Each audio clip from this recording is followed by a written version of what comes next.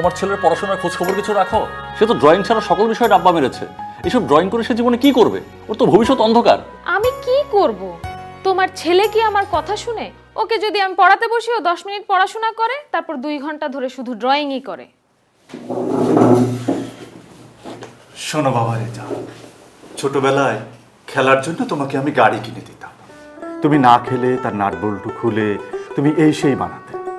তখন তোমাকে কিন্তু আমি বকাঝকা করিনি, তাহলে তুমি এত বড় ইঞ্জিনিয়ার হতে পারতে না। আচ্ছা বৌমা, এখন তোমরা ওকে বকাঝকা করছো, কিন্তু গত মাসে আমার দাদা ভাই অঙ্কন প্রতিযোগিতায় প্রথম হয়েছে। কই, তখন তো তার প্রশংসা করনি?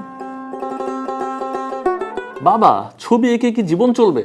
তুমি জানো শিল্পাচার্য জয়নুল আবেদিন, এস এম সুলতান, কামরুল হাসান এরা তো ছবি কি বিখ্যাত হয়েছে, বিশ্ববিদ্যালয়ের শিক্ষক হয়েছে।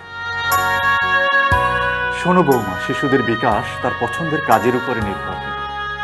ওকে স্বাধীনভাবে প্রতিভা বিকাশের সুযোগ দিতে হবে। মতামতের স্বাধীন প্রকাশ, তবেই হবে প্রতিভার বিকাশ। আজ যে শিশু পৃথিবীর আলো এসেছে, আমরা তার তরে একটি সাজানো বাগান চাই। আজ যে শিশু মায়ের হাসিতে ভেসেছে, আমরা চিরদিন সেই হাসি দেখতে চাই। আজ যে শিশু